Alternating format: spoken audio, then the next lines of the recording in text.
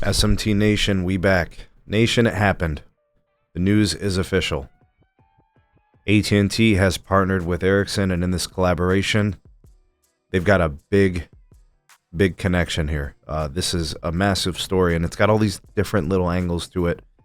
No surprise to us here at The Nation, because, we caught wind of it on a couple different occasions, so we previously reported on it. It was speculation at the time until it's official. AT&T and Ericsson just dropped a joint statement. So it's official. Their partnership for an open network collaboration is official. Let me tell you guys what this means, offer you some of the details in the press release, what it means to you as a consumer, what it means for AT&T, and what it means for Ericsson. All parties involved, we got it for you here in this video. I'll go ahead and link the Market Watch article for you guys here. The link will be in the description, and ways to support the SMT to show your appreciation for the content down there as well. All right, so the official press release here. All right, AT&T is going to accelerate its open and interoperable radio access network in the U.S. through a new collaboration with Ericsson. Now, I want to make this very clear. This is not Ericsson is in. Ericsson has been in. Ericsson has been a strong partner of AT&T for eons. They are just deepening the relationship, and it's differentiating now. It's more than just a regular old vendor relationship where AT&T is buying radios and antennas. It's deeper than that now, and the scale of it is massive. All right, let's take a look at the value. The deal coming in valued at $14 billion over a 5-year term.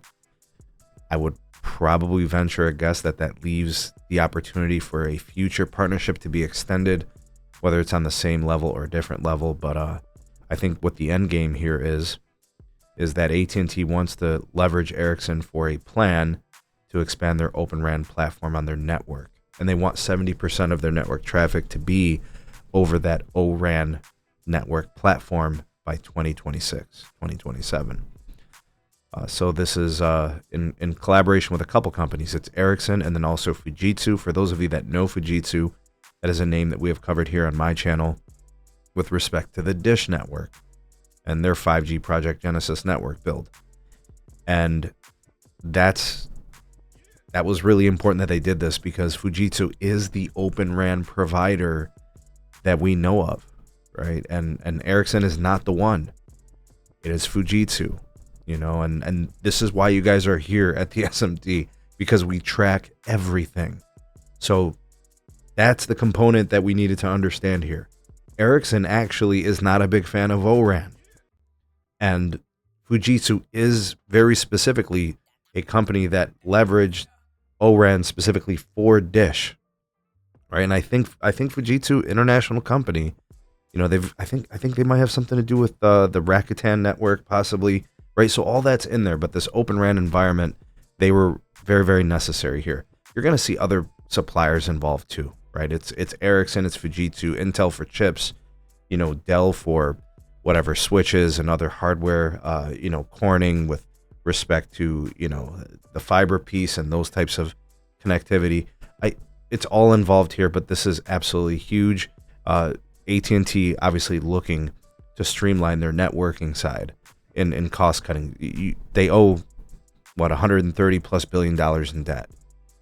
This is 100% cost oriented, this move, right? Cloud RAN, Open RAN, Virtual RAN, everything we're learning about with this new network technology piece, that's what this is all about. It's about efficiencies, and this is that step for AT&T. And of course, being with Ericsson, they get to leverage a high-performing vendor. So it totally makes sense on every side for AT&T. The one thing I will say is that they're kind of putting all their eggs in one basket with respect to a vendor for antennas and radios, right? That's a little risky. Right, AT&T historically has had Nokia and Ericsson, and T-Mobile the same thing. Verizon left Nokia and went to Samsung, but retained the two partnerships, to leverage them against each other and pin them against each other just in case, right? But this is huge. I mean, they're even talking about a smart factory built in Lewisville, Texas, for 5G equipment for this contract. So that is something that AT&T has been known to do.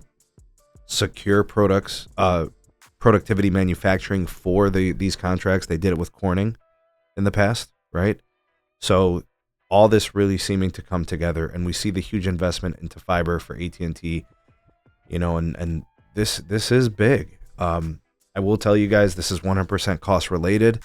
AT&T is going to spin this off like, hey, our CapEx is going to be reduced now because we have to spend less because we're leveraging the sweetheart deal with Ericsson. But let me give you guys the rundown. What is the complete takeaway and everything here? Guys, for the customer, this impacts about 70% of you out there. If you're in a Nokia market, all that Nokia stuff over the next few years is going to be coming out. Ericsson will be installing all Ericsson gear where that Nokia gear once was. So what does that mean?